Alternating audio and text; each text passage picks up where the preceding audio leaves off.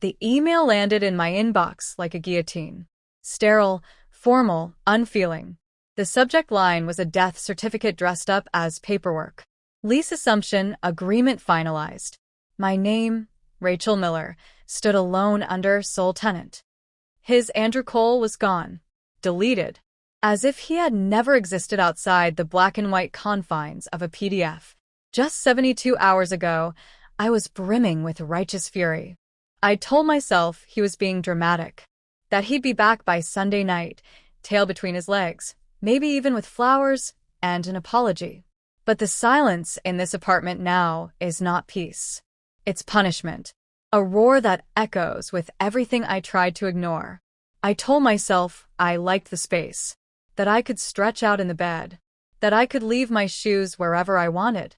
I was lying. The silence was never stillness. It was a void, carved by my own hand. I avoid looking at the spare bedroom. The door is slightly ajar. Once, I would have heard the rhythmic clicking of his keyboard, the soundtrack of late nights coding lines of some new idea. That sound used to be annoying. Now, I would give anything to hear it again. His running shoes, muddy, old, with frayed laces, were gone from the mat by the door.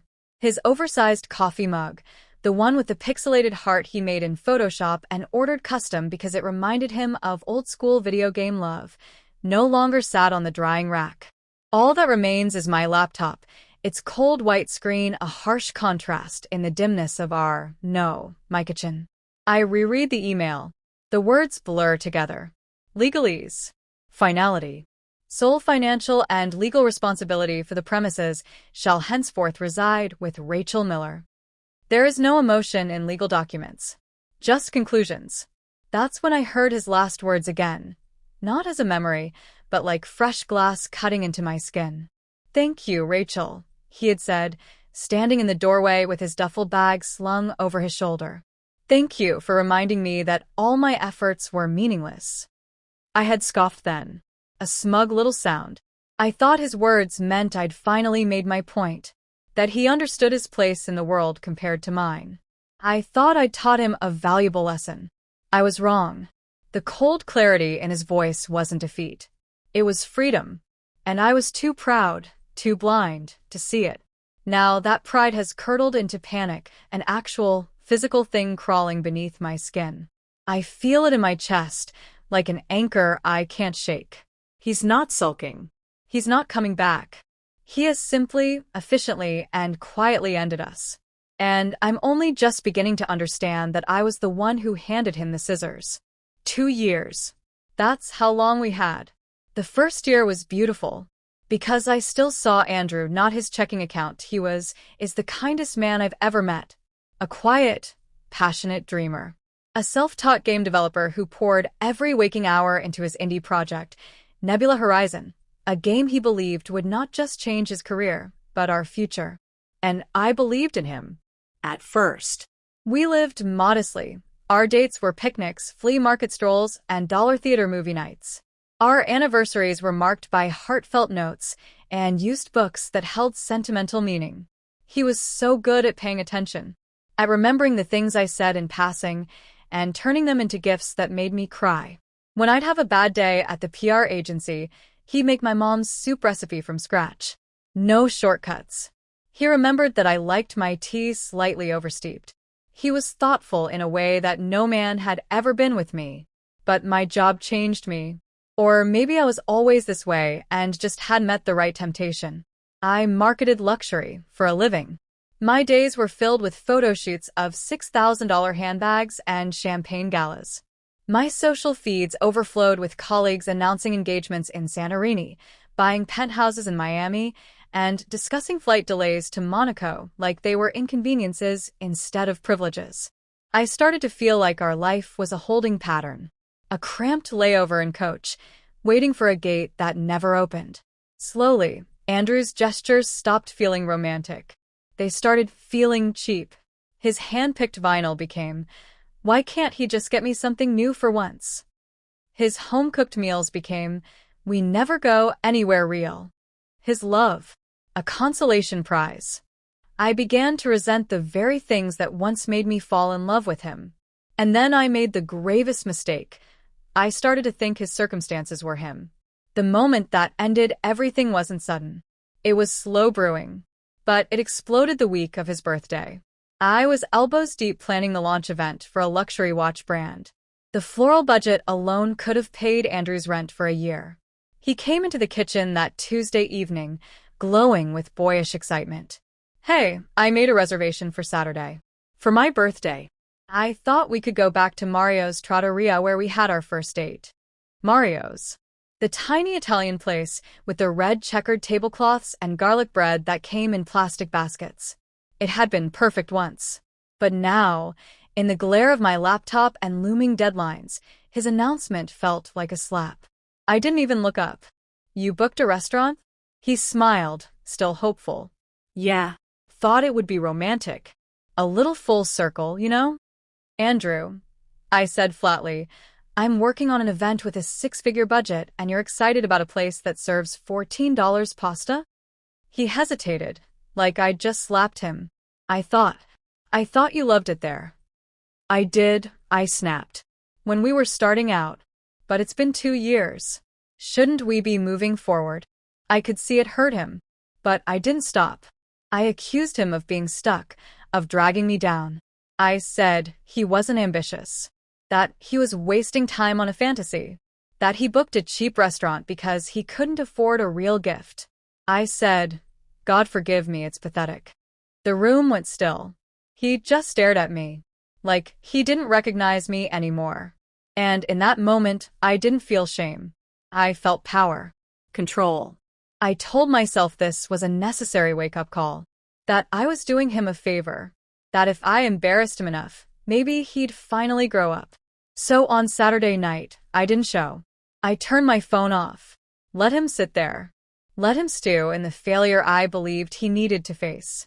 At 11 p.m., I turned my phone on expecting anger. Desperation. There was just one text.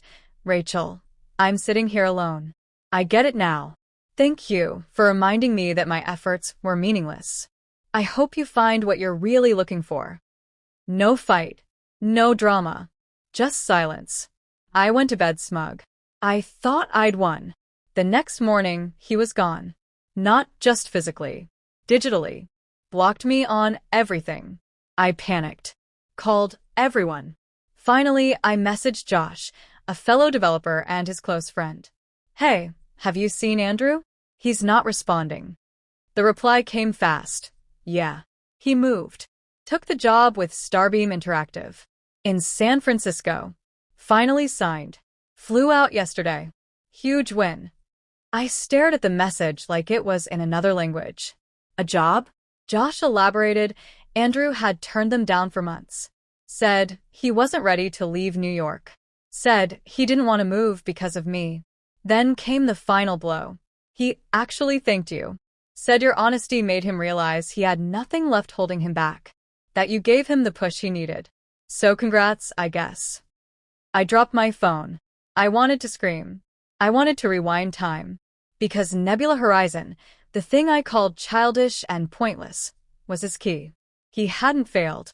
He'd flown. He had loved me enough to stay, even when I made him feel small. I, in turn, had belittled him until there was nothing left for him to hold on to. And now he's gone. Gone to build something beautiful. Gone to a life I don't get to be a part of. And I'm here. Alone. Surrounded by reminders of what I destroyed. The silence in this apartment isn't space, it's judgment. It's a courtroom with no jury, because the verdict has already been rendered. I tried to teach him a lesson about failure. But I was the only one who learned anything. And my punishment?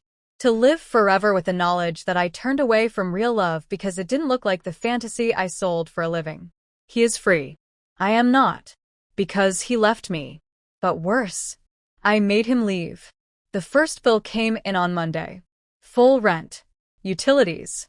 The Wi-Fi Andrew set up was still under his name, but the account was locked.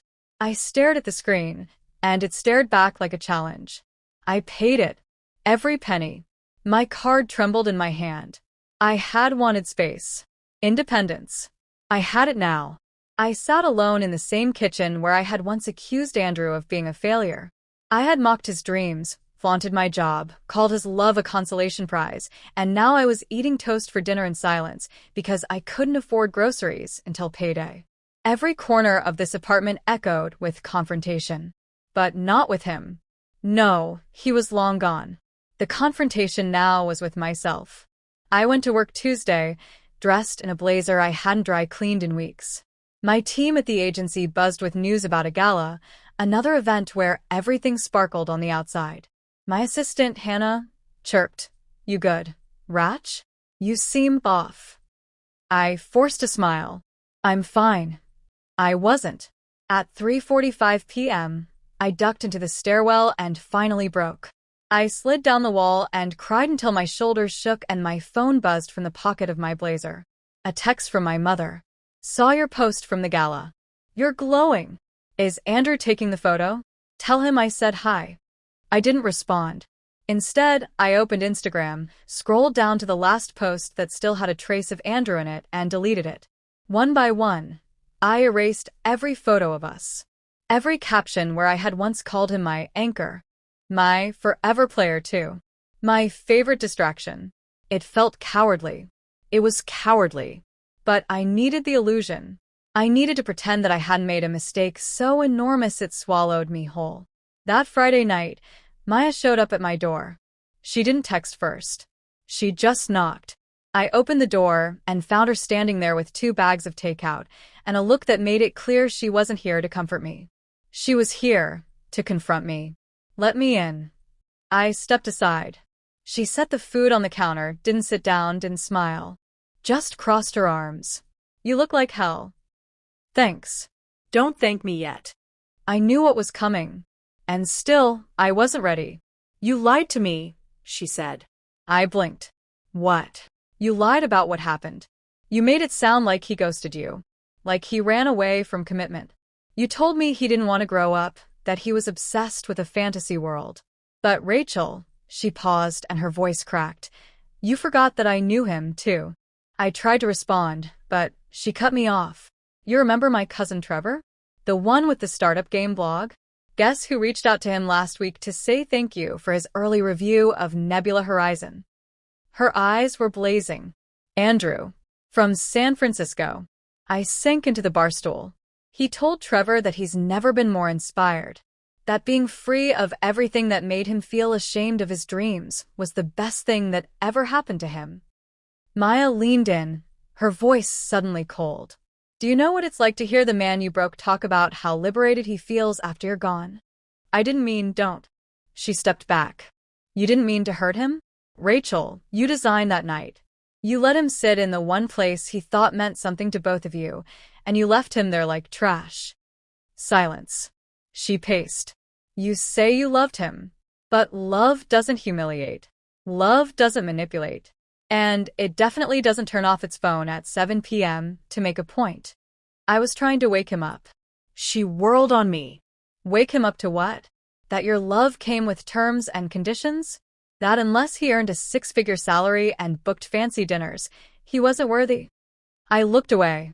"You broke him, Rachel. And the worst part? You're not even sorry you did it. You're sorry he didn't come crawling back." My throat burned. "That's not fair." "No? Then why are you here? Why aren't you in San Francisco trying to fix this? You talk about love like it's a strategy. Like it's something you win." My voice cracked. "Because he doesn't want to see me." Maya's expression softened. "Just a little. Good. Maybe now you'll learn how it feels to be the one left behind." She picked up her coat. "I brought your favorite tie. It's in the bag." Then she walked out. The door clicked shut. The echo of her disappointment stayed. That night, I couldn't sleep. I went to the spare bedroom, the one Andrew used as his workspace. I sat on the floor, pulled open the bottom drawer of his old desk, and found it. A notebook. His ideas. His sketches. Pieces of Nebula Horizon. Worlds he built while I dismissed them as childish. I flipped through it and on the last page, I found a note. Not addressed to me. Not dramatic. Just real. If this ever makes it, I'll dedicate it to her. For believing in me when I didn't even believe in myself. For making me feel like love was a thing I deserved. I folded the notebook and hugged it to my chest like a lifeline. But it was too late. The dedication would still be made. But it wouldn't be for me. Not anymore.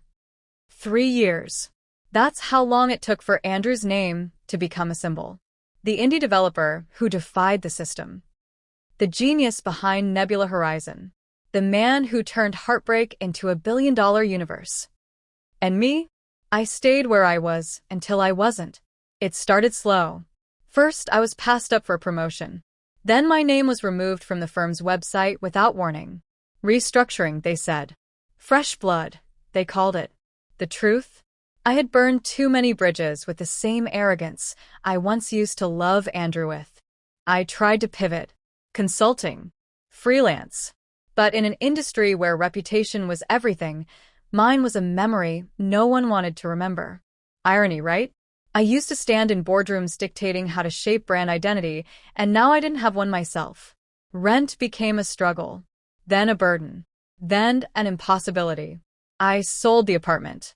The same place I demanded Andrew leave now stood stripped, its walls bare. I remember looking at the spot where he used to hang his gaming headset and wondering if he ever looked back. He didn't. One day, while scrolling through LinkedIn at a dingy co-working space, I saw it. Nebula Horizon. The universe behind the game, live conference keynote with creator Andrew Ellis. Live. In person. In New York. In 4 days. I don't know what came over me. I told myself it was professional curiosity. That I needed to network. But the truth was I wanted to see him. I wanted to know if he had forgotten me. If the damage I caused had been washed away, or if it still lingered somewhere in the way he spoke. I bought a general pass. Couldn't afford VIP. I didn't even have business cards to hand out. I arrived in a wrinkled blazer, the same one I wore the day Maya confronted me. The ballroom was a cathedral of neon and noise. Screens everywhere. Fans buzzing. Cosplayers dressed like characters I didn't recognize, characters he had created. I found my seat near the back. When Andrew walked onto the stage, the entire room erupted. Thunderous applause. Cameras flashing. His name chanted like gospel. He looked older. Sharper. Confident in a way he never had when he stood across from me in our kitchen, begging for support. He smiled, waved once, and then began. I built Nebula Horizon in the quiet after a storm, he said. A personal one. I was lost, honestly. But sometimes pain is the best blueprint for reinvention. The crowd leaned in. I thought I needed validation from someone who didn't see me, but I learned I only needed to see myself. That line hit like a bullet. I looked down. My hands were trembling. He continued, showing behind-the-scenes sketches, some of which I had once mocked. It was just doodles, I'd said. Nobody gets rich drawing stars and aliens. I bit the inside of my cheek so hard I tasted blood. Then, as he closed, he said, one of the characters in the game, Alira, was based on someone I used to love. At the time, she made me believe I was small. Now she reminds me how far I've come. Gasps, then applause. And I sat there, frozen. Because Alira? That was my middle name. After the talk, there was a meet and greet. I stood in the long line like every other fan, though I wasn't one, not really. Not anymore. When it was finally my turn, I stepped forward. He looked up, polite smile in place, until he saw my face. The smile disappeared. Silence. Hi, I said. It's been a while. He didn't say anything, just stared. I saw your keynote, I whispered. You were incredible. He nodded. Thanks. More silence. The man behind me shifted, holding a poster. I didn't come here to make a scene, I said. I needed to say, I'm sorry. I was cruel. Controlling. I broke something beautiful, and for years I tried to pretend I didn't. But I did. And I think about it. Every day. His eyes flicked toward the assistant nearby. Next. I opened my mouth, but he held up a hand.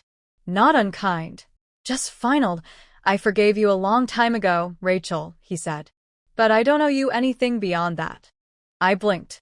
I know. Good. Then let me go. I stepped back. That was it. I exited the hall and collapsed onto a bench outside, heart hammering like I'd just been dragged through fire.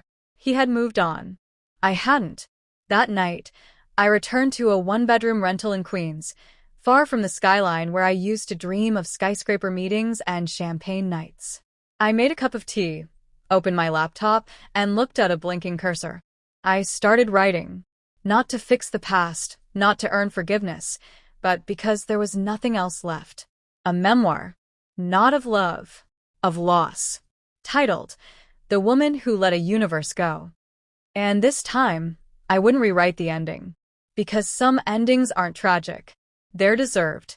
If this story moved you, broke your heart, or made you reflect, don't forget to like, comment, and subscribe for more emotional, powerful stories that dig deep. Hit the notification bell so you never miss the next twist. Because sometimes the stories we need most are the ones that hurt the truthfully hardest.